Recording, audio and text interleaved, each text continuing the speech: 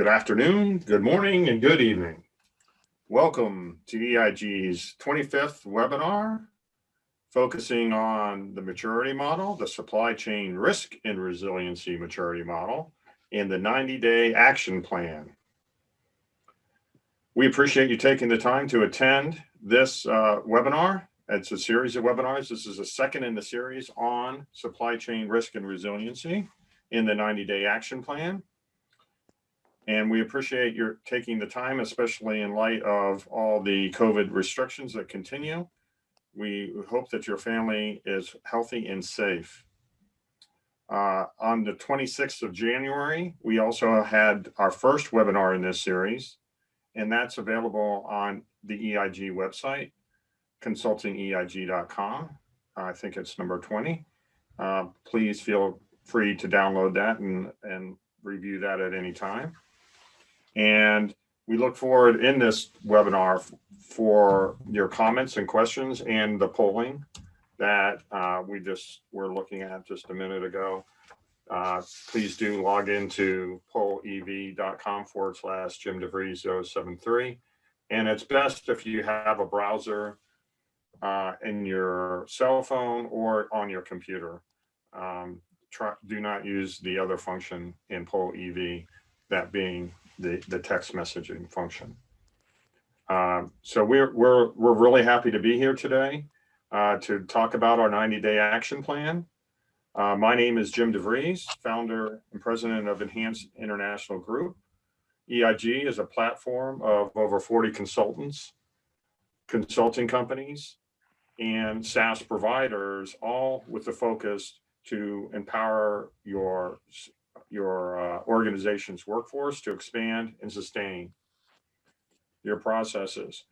Our goal is to provide collaborative, experienced thought leadership to enable organizations to deliver self-sustaining positive margin growth. And we're all about 1 + 1 + 1 = infinity. And what we mean by that is each one of our consultants, consulting companies, as we team up to solve your problems.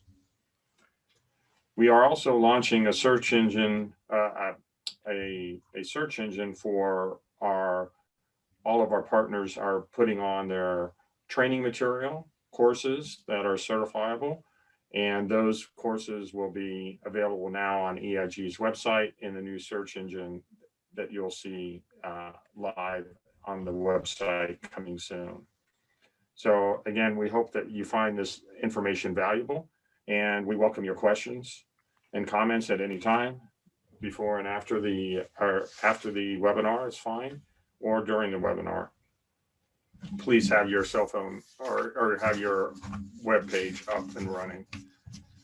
As far as EIG is concerned, we focus on people, process, data, and technology, and each of our webinars has a particular focus on. In this, we're focused on process. As you can see, this is one of the key processes that Greg will cover in a few minutes on supply demand.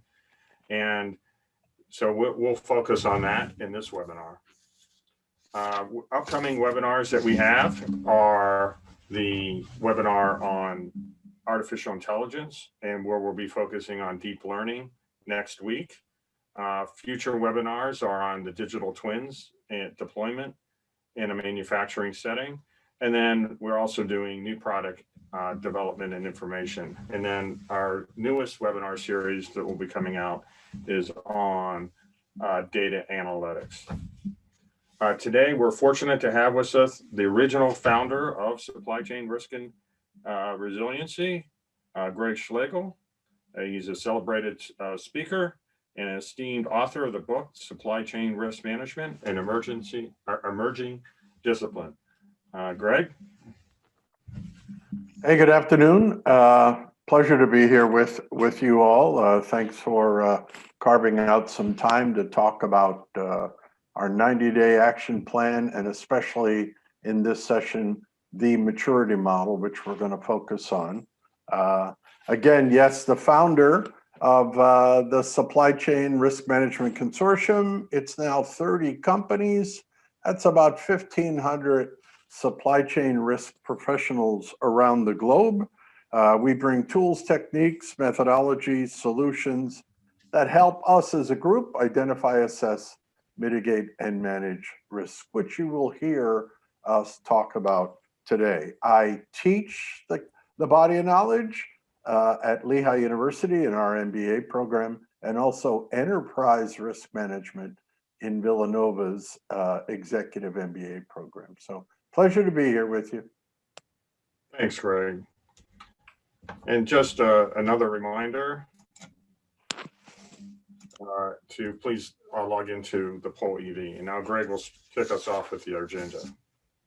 Yeah, sure. This is kind of a build slide. We'll just go through it so that you get a sense of the sequence of the hour. We'll talk a little bit more about Supply Chain Risk Management Consortium, show you a couple of company logos, and also give you a thumbnail sketch of what we provide, and EIG will do the same. Then we'll get into something called VUCA. Go ahead. VUCA, the VUCA world, which we live in today, and we want to give you a sense of the impetus for us to build out this tool set. Next, we'll talk a little bit about what we call 90-90-20. It's 90-day action plan that you get, 90 question survey, taking only about 20 some odd minutes. So we'll talk a little bit. We'll give you an overview on that. Then we'll move into the 90-day assessment action plan tool. We'll give you an overview as well of that, just a one-pager.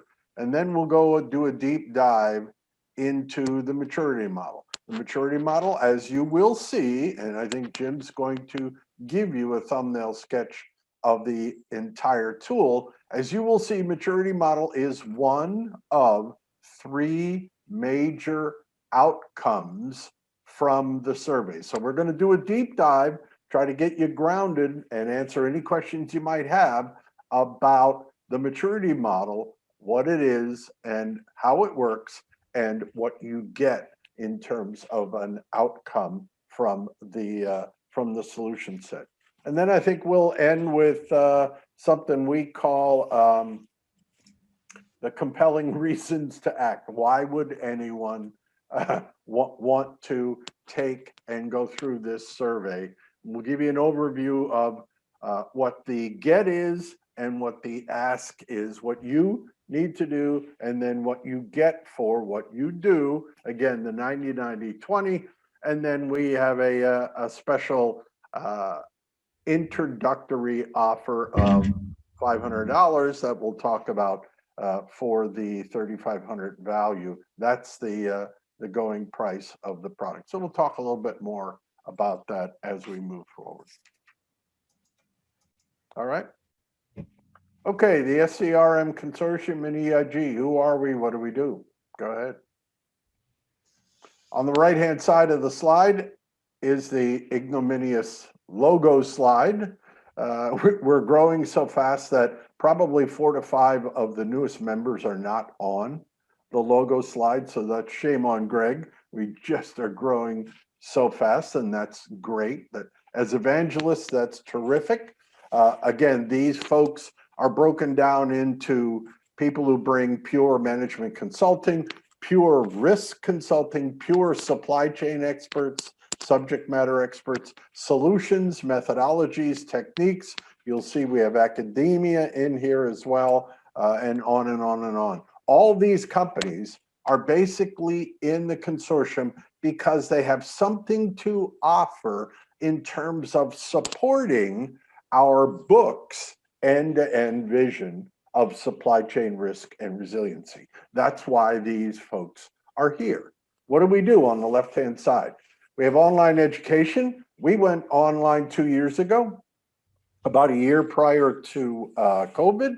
And we have 2 courses in supply chain risk and resiliency right now, a base course and also a course in public health care.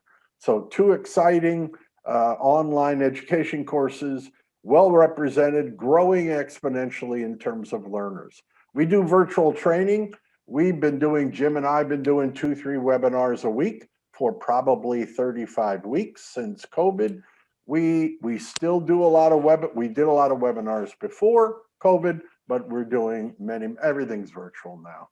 Classroom training, we used to do 25 workshops around the globe per year. We have 15 global event planning partners. We used to do 25 a year. Face-to-face is now dead, so everything is virtual. All the education we have supports our certificates from Lehigh University and also other certifications from folks like ASCM, from the Logistics Institute and other .orgs. We do assessments and mitigation. We lead, guide, direct, and coach companies on their supply chain risk and resiliency journey. We have several companies who are software as solution companies where they bring heavy lifting capabilities to help folks help themselves in certain aspects of supply chain risk. We bring best practices from our book, and we are doing a lot of work on supply chain war rooms, building out supply chain war rooms. So that's who we are, that's what we do. Thanks, Greg. So from an EIG perspective, we really focus on thought leadership. And since we're over 40 companies, I have not placed their icons there. You can find those on the EIG website. And what we espouse is linking strategy to execution, is how to effectively support our clients through this process. So in the strategy wheel, we focus on vision and brand, and then intrinsic value, and then operating structure. Without those three things, you can't be driving your company in a solid manner.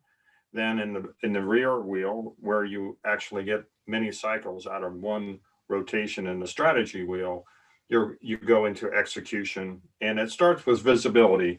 When we come to the supply chain risk and resiliency model, we'll find that is where it starts. We all need visibility. With digitization out there, we see that visibility is the key to getting started. And now we have a whole plethora of tools out there that we've never had before in the last 3 to 5 years to start driving visibility into our core processes. The second gear on that is the operational risk management. And then the third is the enterprise risk and resiliency. So the operational risk management is more about your day-to-day, and the enterprise is bringing everything together so that we're really moving on all points across your organization. So every pillar in your company is operating together. We all know that you're only as strong as your weakest link. So if these two things are not aligned, strategy and execution, you will become derailed. So we espouse best practices, and our team of 40 plus companies work to help each and every company drive that, so we can have dynamic decision making and we can scale for growth. And as this has a theme of a bicycle, I always like to quote Albert Einstein: life is like a bicycle. To keep your balance, you need to keep on moving. So again, we're organized in 4 pillars: people, process, data, and technology. We have partners focused in talent optimization, like Predictive Index, and strategy development, like Lean Methods Group. In process excellence, we have folks like Greg in Supply Chain Risk Management Consortium, and the Supply Chain Guru, or the Guru of Biz, in supply chain as partners. And then in the Lean Six Sigma, we have a number of Lean Six Sigma operational, organizational change leadership programs. And then in the data analytics, as we move into that next column, we have folks that specialize in pulling out data and making it clear and easy with Celonis and Navitas and other partners. And then we have Creatisoft that have Industry 4.0 and Wisers. And then in the last column of technology, more on the digital side, we have Fuse machines and a number of other SaaS providers to help us out in that area. So with that, I think Greg, we'll get going with the VUCA. Yep, we're ready to talk a little bit about VUCA and the impetus for this tool. So let's start with the wonderful world of VUCA. What the heck is the VUCA landscape? All right, it sounds crazy, but it stands for volatility, uncertainty, complexity, and ambiguity. And these elements have been around since the 1950s. Volatility. This describes, think of it, describes something that is liable to vary or change, sometimes very quickly and often for the worse. What is that? That is COVID and government mandates for the last 12 months. Uncertainty. This is the state of not knowing or being able to rely on something, kind of the veracity definition, but this is COVID, government mandates, and operations, especially associated with supply chain partners. Complexity. This can be defined as something with many parts in an intricate arrangement. This is our supply chains, especially if you have a global supply chain. And then finally, ambiguity. Something is ambiguous, I should say, if it is open to more than one interpretation. Take all of those elements above and wrap it around, and that's the VUCA landscape we're all living in, no matter what you make, no matter who you are, all right? So with that, we'll send you back to Jim. Thanks, Greg. So we just talked about volatility and uncertainty. For sure, the COVID we're living through for COVID is definitely volatile. And as we see here, we're seeing quite a bit of movement here as far as the number of cases and unfortunate deaths due to COVID. That is changing our world. It's, as Greg would say, it's rocking our world, not in a good way. And because of that, we continue to see the uncertainty of COVID causing perturbations up and down the supply chain. And this is the number of new cases. And we can see the US has certainly come down from the high in the earlier in this first quarter, and has crossed over to being not the number one country in new cases, which is good, but you just never know. And the vaccines are coming out, and they're certainly making a difference, but we got a long way to haul to say, are we going to get another peak? So this is our third peak. So we had our first peak, second peak in end of July, August, September, and then our third big peak. So let's hope for the best and that we don't have any more big peaks. But all this is causing supply demand fluctuations up and down the supply chain as products need to be packaged a certain way pre-COVID, post-COVID. It's going to be a ride going forward. Greg? You bet. So with that as a backdrop, what was the impetus to develop this tool? First and foremost, the COVID-19 pandemic. We jumped on it in April, and we'll show you some stats. And again, we have a lot of partners, but the COVID-19 pandemic, we took a stab, and you'll see some of our projections and our thought process coming out of April 2020. So boom, COVID-19 pandemic. Next, this was very interesting. This was a McKinsey report coming out in November of 2020. And the tagline was why investing in supply chain resiliency pays off. I think they did a masterful job, especially if you can find this report. They did a masterful job of summarizing the year of 2020. They said the COVID-19 pandemic, once again, driven home the necessity of managing operational and supply chain risks. It has catapulted these issues to the top of CEOs' agendas, and the unexpected now has to be considered probable, a good preamble, and a great impetus. It was great impetus to us, even though we were moving quite nicely along in November in developing this tool, but it was a nice capstone type of report, and it just reinforced all the elements that you will basically see in our session. Next. Here's one. The inability to sit with companies and lead, guide, direct, and coach them within the company hallways. Don't know about your organization yet, but our clients, our existing clients, new prospects, we couldn't get in there. So we went online. Next one, the final one.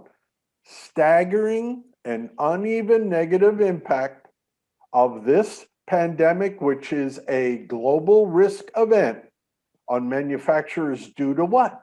Artificial demand and supply shocks. It is, that's the main reason. And normally in a risk event, a region, think of it this way, a hurricane, a typhoon, earthquake, a region gets hit with a major catastrophe. Everybody from outside the region comes to help out and recover and bring them back to life. This was a global pandemic. Everybody around the globe, nobody was essentially immune, and there were demand and supply shocks every single month. That was one of the major, these were one of the major impetus to develop the tool. All right, go ahead. Additional impetus for the tool, this comes from friends of the consortium. The company is called the Institute of Risk Management, a pure risk education organization with certifications. They're friends of the consortium. They did a global COVID survey in April, kind of beginning of April, and then had results at the end of April. And this comes from about 1,900 chief risk officers, not so much supply chain people, but chief risk officers for organizations across all companies, all industries, the entire globe. What did they ask? They asked many questions, but this one we thought was pretty compelling as well. Top 10 immediate impacts of COVID-19. As you can see, the red denotes major impact, blue significant, green somewhat. Number one, rapid changes and objectives of work, but of course. Delays in projects, sure. Delays in hiring talent, yet everything got held up. Distraction from key objectives, but of course. Loss of sales, revenue, and orders, big time. Positive reputation opportunity, you might say, what's that regarding supply chain? Again, these are chief risk officers.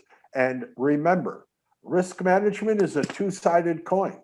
One company or industry's risk event can be another company's or industry's risk opportunity. That's what they mean by that.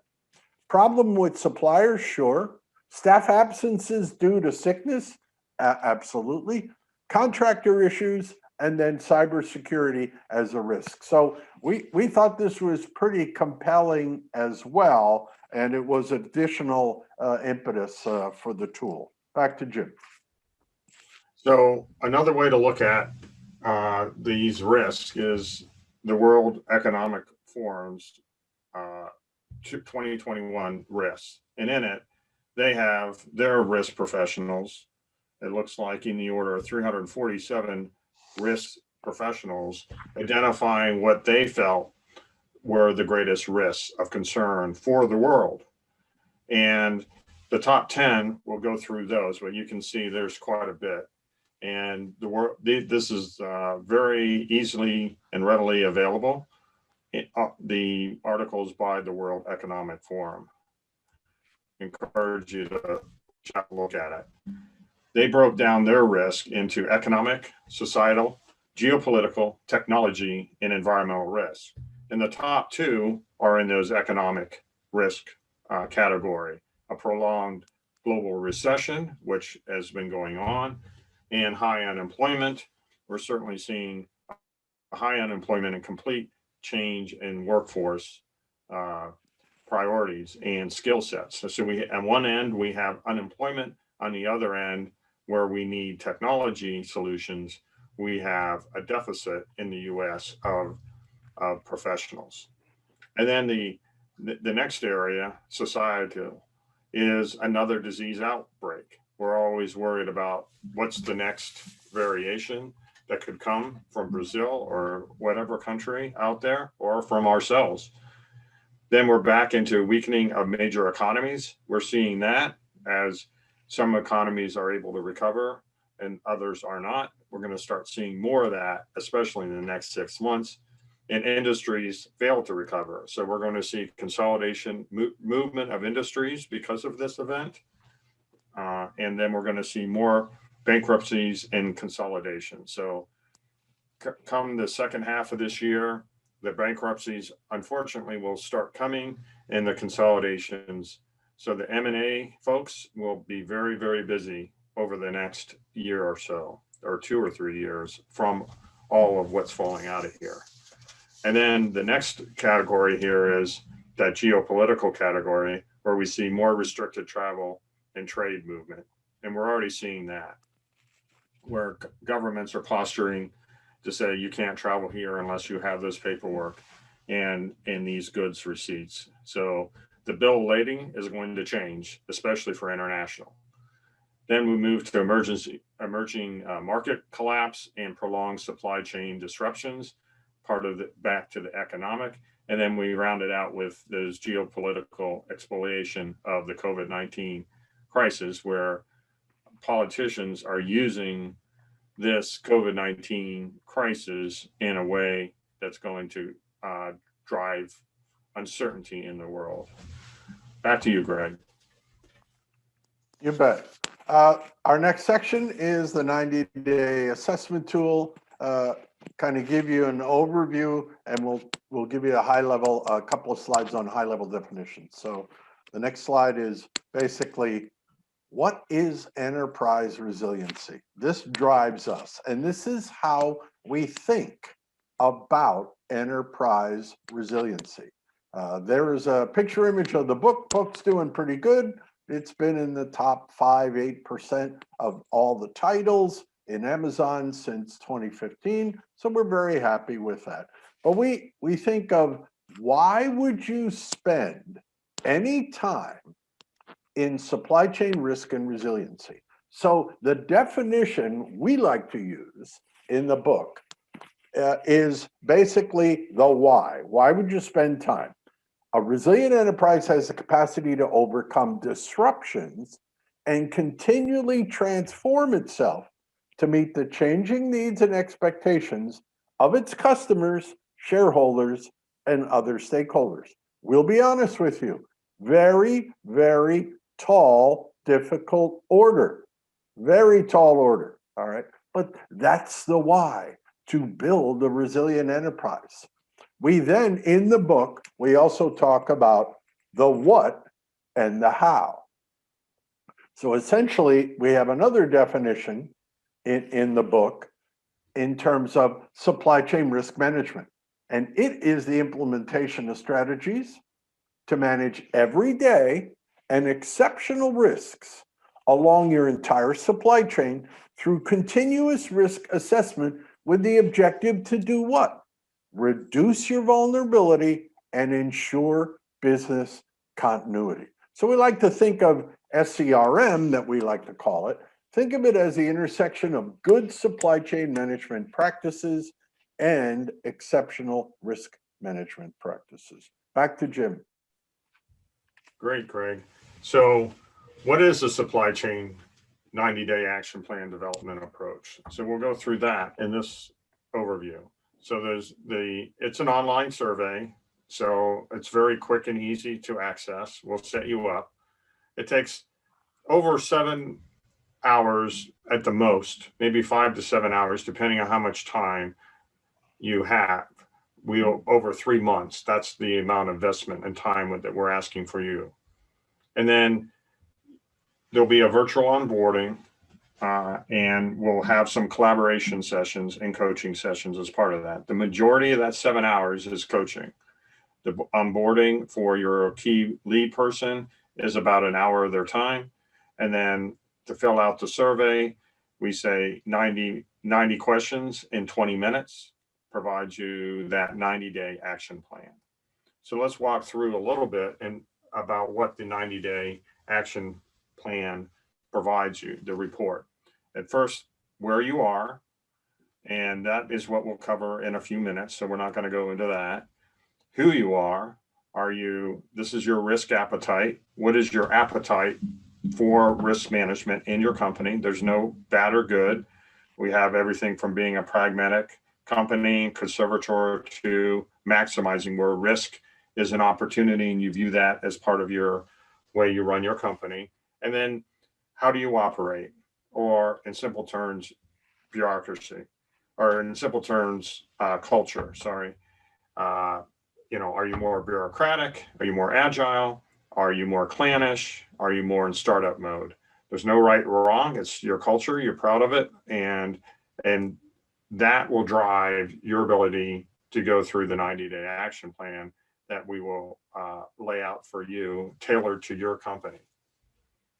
So how it works is we have that designated lead for your company. It's a 1-hour discussion just to get you up to speed. Any questions about the program? A minimum of 3 folks. We really like to see 5 to 8 of the key pillars in your organization, whether that's sales, finance, yes, sales and finance, and then logistics, your operations, and of course your supply chain folks and risk professionals, and maybe some operational excellence people if they're in your organization.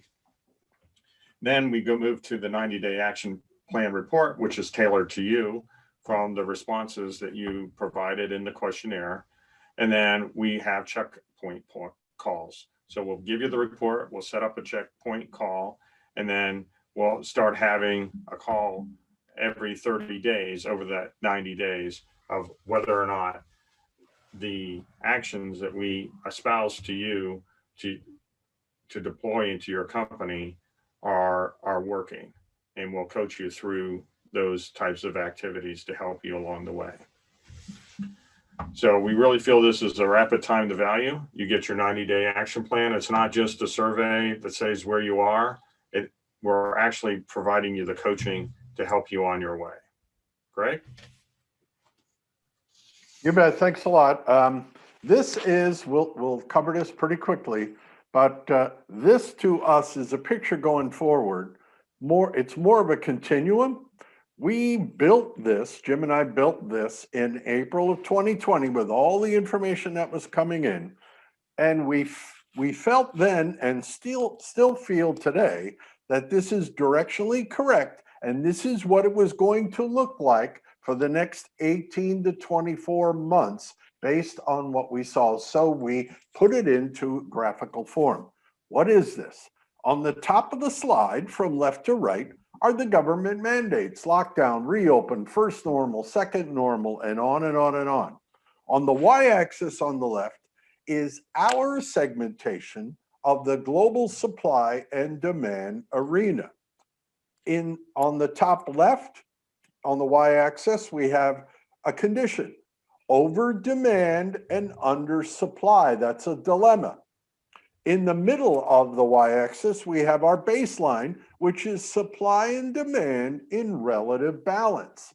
And then on the bottom of the y-axis, we basically have the under demand and oversupply dilemma. And then finally on the x-axis, going left to right, we have our perspective regarding business responses to the demand and supply shocks. All right. So the first R, we call them the 3 R's: respond, recover, renew. The first R is respond.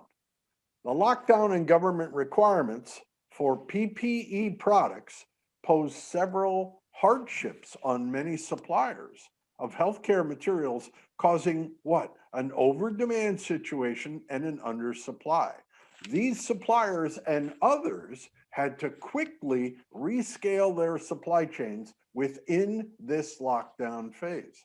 The secondary effect of the lockdown for sectors other than healthcare was an immediate under-demand for their products and oversupply.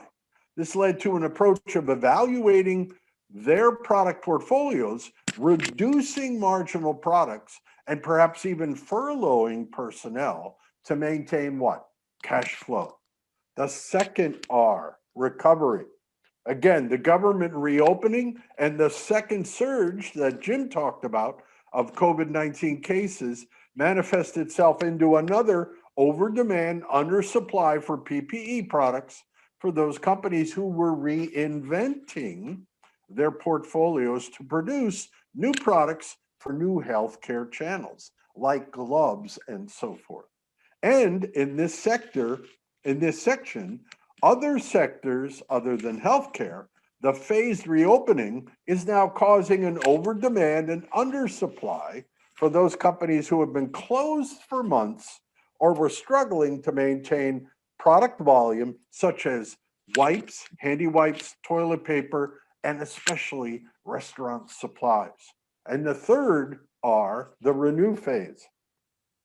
All sectors will have to look hard at their product portfolios going forward, continue to reinvent their portfolios, continue to rescale their supply chains to deal with existing and new customers and channels. This is coined the new normal. And finally, as the continuum progresses, it tends to look to us like a W-like recovery because of the supply and demand shocks, the inherent latency in all supply chains to rebalance themselves. And therefore, we all feel we'll be experiencing this type of bullwhip effect for a good portion of 2021. Back to you, Jim. So we are next going to go to a survey question. So hopefully you've been able to log into pollev.com/Jim DeVries 073. Just place that in your URL, type that in. That'd be great. To answer the first question is, where do you feel your organization resides within these phases? So where are you at? Are you in the respond? Are you in the recover or the renew stage? So we look forward to your responses. Start showing the responses as they come in. Greg, any comments on what you're seeing here and what we expect to see? I will hold my comments until the end. I think it's interesting because there are some companies that are not directly impacted and been able to ride it out and tried to do very little, and other companies who's actually proactively done activities to recover and renew what they're doing in their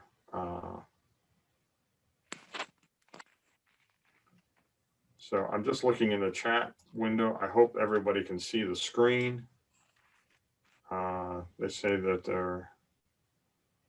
the slides might have been lagging from the way it was looking on my screen. Not sure what was going on there. So are there any other comments on this? This is the first time we've done this survey and we've only seen it in the respond area. Nobody's looking at renew. So that's interesting. It seems like as time goes on, people, in the beginning, people were more bold to say, yeah, we're renewing. And we know what that new normal is. Maybe folks are now a little bit more gun shy. I don't know. Your thoughts, it also depends on the industry sector.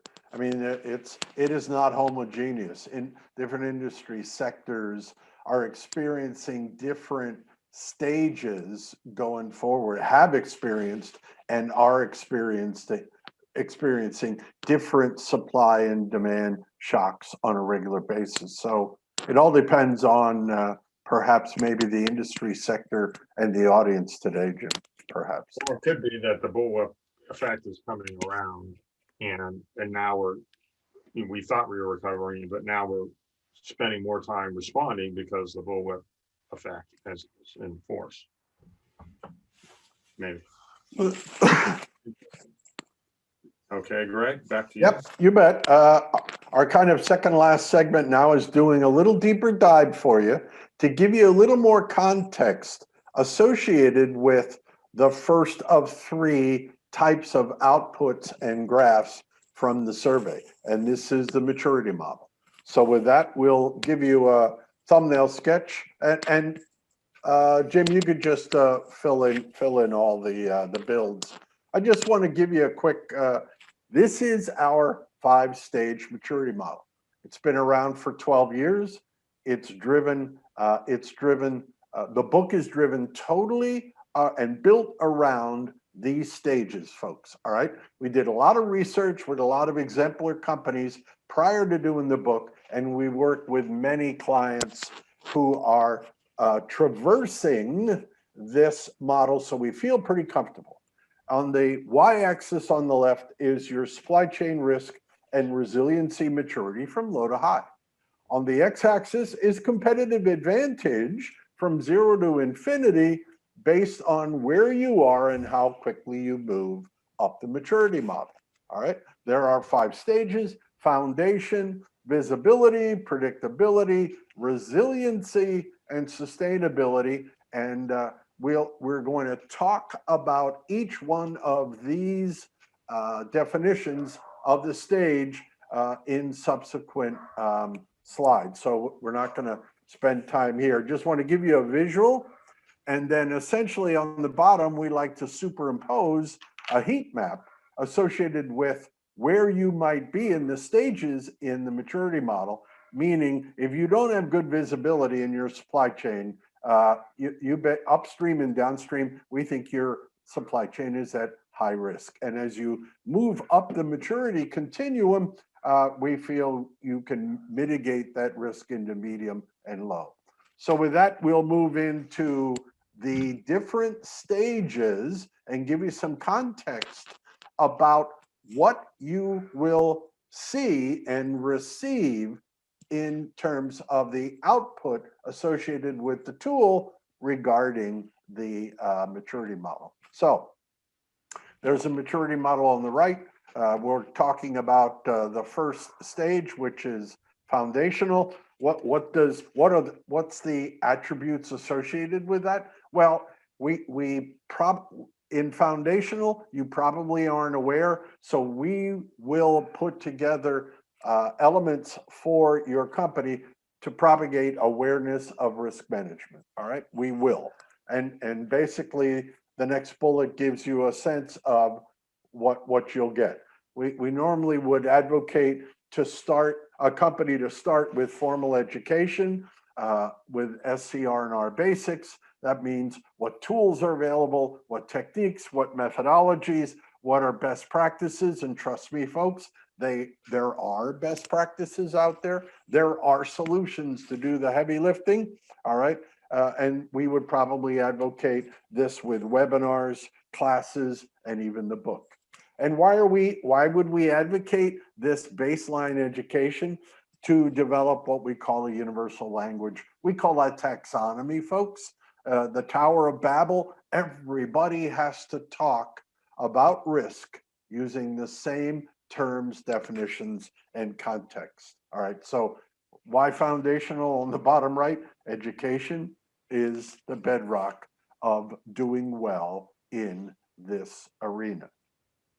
Next stage, visibility. Jim. So visibility. Visibility is going to help us make timely, informed decisions. It creates awareness of risk across the supply chain, and it produces real-time location of our assets, including the inventory. So where are our goods? How are they doing? So with digitalization and with the technology today, there's really no reason why you are not able to see everything in your supply chain. We want to be able to generate that transparency, not just within our inbound freight, but our outbound freight, our suppliers, and go as deep as you can, and your customers. It's having that enterprise, that end-to-end, as we call it, supply chain, value chain, visibility that is so essential in this stage, is building all of that out. we want to enable the stakeholder groups to respond quicker than our competitors. So when you have a risk event, if you have everything transparent and visible, you're able to respond quicker. You have alternative paths that you can use, alternate suppliers, different lanes, shipping lanes that you can go through. Always having an alternative and never being reliant on a single supplier is going to help you get there. So making this visible and the impact of that is going to be very helpful. So as I think this is Greg's favorite and famous quote, what you don't know about your supply chain can and will hurt you. So we need to make everything as visible as possible. And with today's digital transformation technology, it's out there, and there's many ways to go at that. So we have a question in the chat. No question in the chat. So with that, we go to our another polling question on what risk events you may have encountered in the last 12 to 18 months. So now that, we talk about visibility, are you seeing things? What types of risk events are you encountering? Because visibility is key. And if you had your magic wand of being able to see risk events, are you able to be proactive, or are you reactive to those risk events? So we welcome you to enter into the webinar, into the pollev.com. Your thoughts? Greg, any comments here? I think it's a good pause.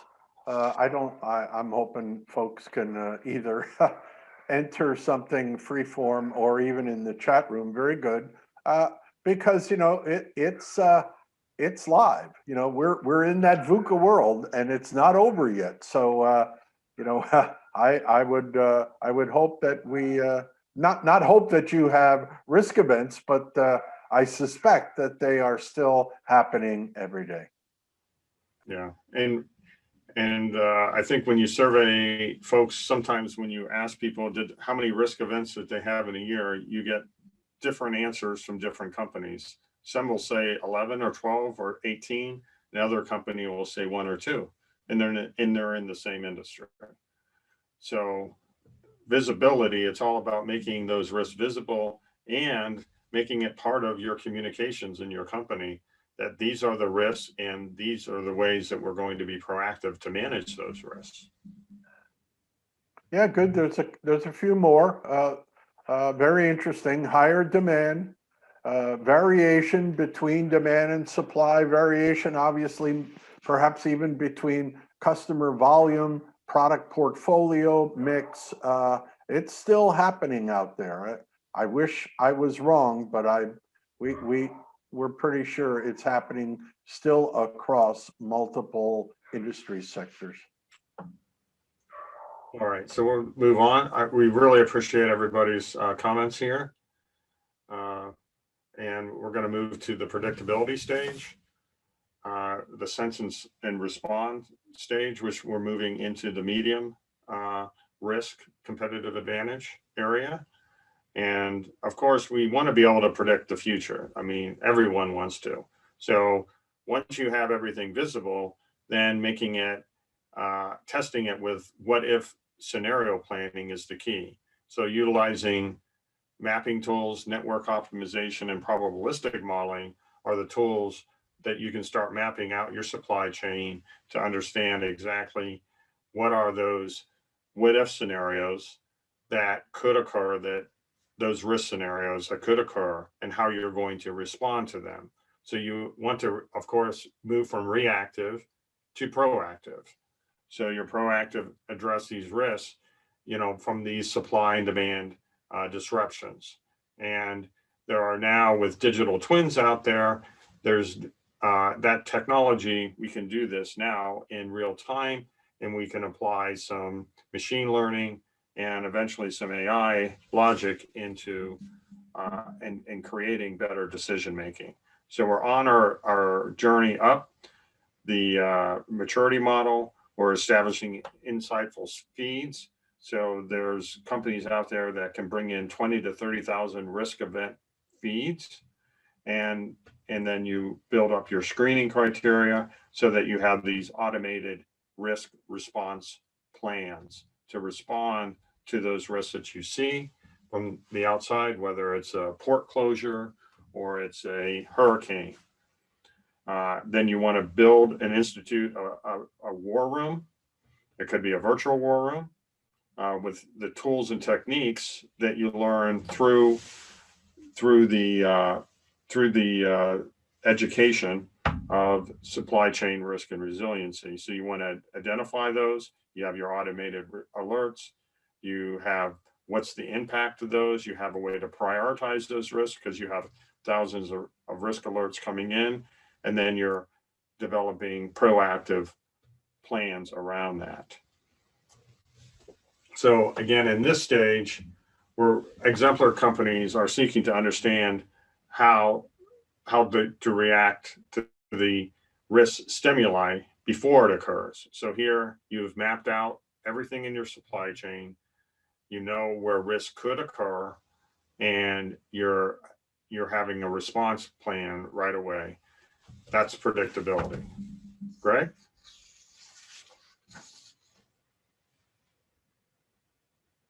Greg? Sorry, I was muted. My dogs were barking like crazy. All right.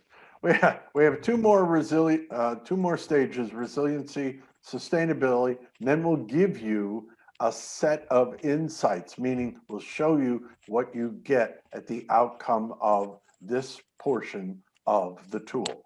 So, resilient enterprise, what does that mean? That means risk management leaders embed these new tools, techniques, and methodologies, things like time to recovery, value at risk, all methodologies that are best practices. You embed them into your supply chain risk management decisions.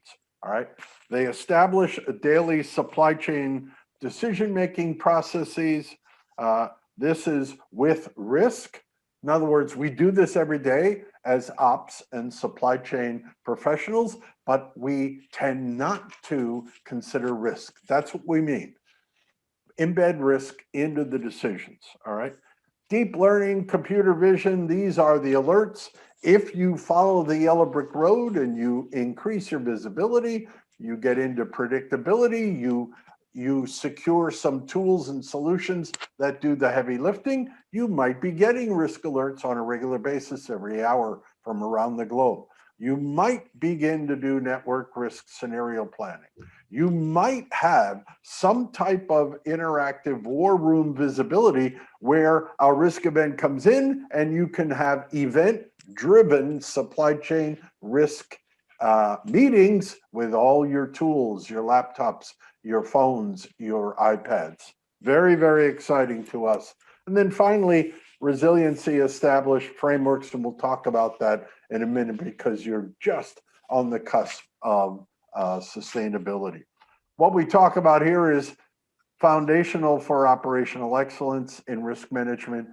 Basically, these are all the tools, techniques, and methodologies, embedding them into your business decisions. Finally, sustainability might not be exactly what you're thinking about. It is green, but you might not be thinking it's not top line, bottom line, the three things. It's not. It's how do you sustain this journey going forward? That's the definition.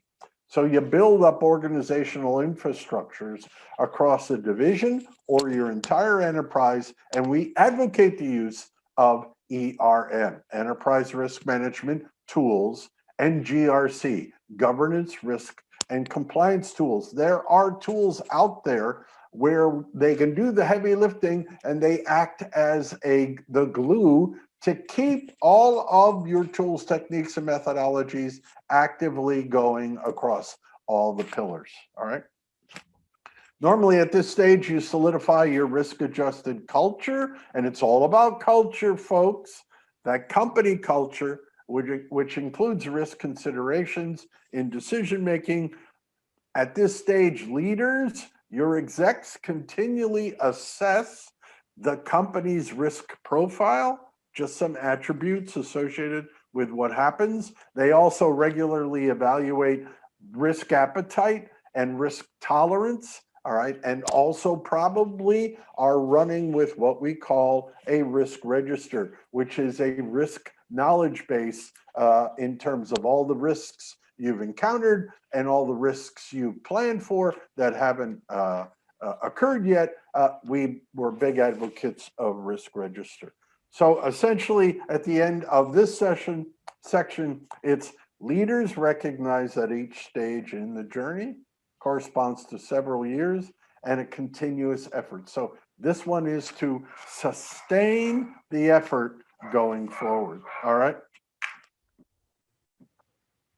We said we'd finish up this section with a set of insights, what you receive out of the maturity model. All right. First and foremost, on the top left, we position your company on the supply chain risk and resiliency maturity model. As you can see on the right-hand side, this is an example. All right. And then we will explain to you and your teammates, why do we believe you are positioned in this stage? And we give you some helpful hints and some insights. And some of those might be your governance structure. Remember, there's 90 questions. We'll understand your governance structure. That could be best practices, all right? Another set of insights will be your process challenges. And these change by industry and by exemplar. We'll also provide you metrics, KPIs, KRIs. We'll follow up on what you use in terms of why you are in this position. Also, the next insight you will get from us is the technologies that you're using to support supply chain risk and resiliency, all right, in this stage. And then finally, we'll provide some additional insight for you in terms of what we call agility and resiliency by industry, and we will present best practices and some benchmark data for you within your industry to move forward. So that's essentially what the outcome of the maturity model survey looks like. All right. Yep, we have one more section, the compelling reasons to act. We apologize for sneaking over, but real quick, we'll give you the ask. What's the ask? We ask that 5 to 8 executives provide independent insight to these 90 questions. All right. Next, the SCR&R enterprise insight, we would ask that folks from these departments or disciplines attempt to fill out the survey independently. We are looking for variation. Folks, we know that risk is an opinionated issue. That perspective, the risk perspective, comes from only 2 drivers. One, your risk experience in your business career, and 2, where you actually reside in what department or discipline in a company. Those are the 2 drivers. And we're looking for variation in opinions and perspectives on the risk. And then finally, the decision makers, we would ask that the team is aligned in terms of maybe the same division or the same product line initially, all right, to keep the landscape homogeneous. So that's kind of the ask. What do you get? Here's what you get. You get a sense of where you are in the maturity model. We just went over that in a deep dive. You also get a sense of who you are relative to your company or division's risk appetite. And we're going to have additional webinars on that to drill down, drill deep for you to give you a sense of what you get in terms of that section of the tool. Then you get an aligned 90-day action plan to survive and thrive in this COVID-19 arena and beyond. And you learn how to identify, assess, mitigate, and manage supply chain risks, and resulting in, we're thoroughly convinced, you know sooner and can act faster than your nearest competitor relative to a risk event. And that to us is a strategic advantage of taking the survey. There's a bonus benefit. At the moment, until I believe March or April, for every company that provides 5 or more of the executives to answer the survey, we will offer your company 1 free pass to our supply chain risk and resilient online course. That's a value of around $1,400, including a certificate of achievement from Lehigh University. With that, again, we appreciate you staying with us. With that, I'll turn it back to Jim for a recap. So just as a recap from what Greg just mentioned, this is the layout of the plan of giving you where you are, who you are, how you operate in that 90-day action plan. And this slide provides that overview. And, you know, remember 90 questions, 90 minutes, or not 90 minutes, 90 questions will give you 90 days worth of work for you and your team on your action plan, and you'll be able to take that survey in just 20 minutes. So again, we have this introductory price of $500 through the end of March. We may extend it, we'll see. But again, thank you again for joining us on the webinar. There's a web link in this pitch that will be sent out. Again, 20 minutes of your time, covering 90 questions, generating 90-day action plan. So thank you for going ahead and filling this one out. This was great. What are your things that you might encounter in promoting anything already? Firefighting, culture, yeah, those are big obstacles to overcome.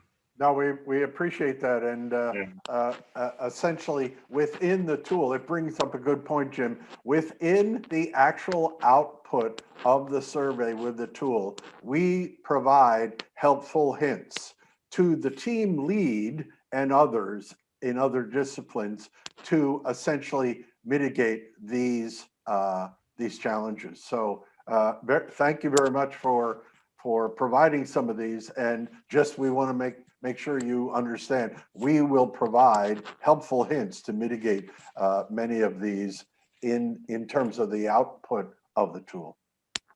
Absolutely. I think that's what this is different. This is how this is different than other types of plans. We have the experience to help you overcome those cultural and priority issues of being able to unfold and get you started on your supply chain risk and resiliency journey. With that, thank Greg, and just want to let you know upcoming webinars. We will have another webinar focusing on risk appetite on April 14th, and then on May 11th on operational propensity. We also have another webinar series on rapid skills deployment and 90-day action plans. And then we have a new product introduction and development, speed to resiliency webinar series. The next webinar for that is on April the 7th. We have a webinar that's actually next week on artificial intelligence. And this is an insight to our image to insight webinar. And we're going to actually have a case study of an Altman Z-score, which is one of the tools in the supply chain risk and resiliency. And then the last area that we have here is digital twins. This is a very exciting area. We'll be doing a demo. We've just moved that out to April the 15th, but that will be very interesting. We'll be demoing one of their customers' systems, and you can participate in that demo. So those are upcoming things that we have going on, upcoming webinars. And then, again, we're aligned to people, process, and technology. And we have our whole list of providers for EIG, leaving the best for last here. And Greg and I do thank you very much for hanging on to 10 minutes after the hour. Thank you so much. And with that, Greg, do you have any comments to close it out? Just thanks very much for hanging in there with us. It was a lot to cover, but we wanted to do a deep dive so that you all got a sense of the complexion of just one of several types of outputs from the tool. So thanks again, and all the best going forward in the wonderful VUCA world we live in. Thanks again, everyone. Have a great day.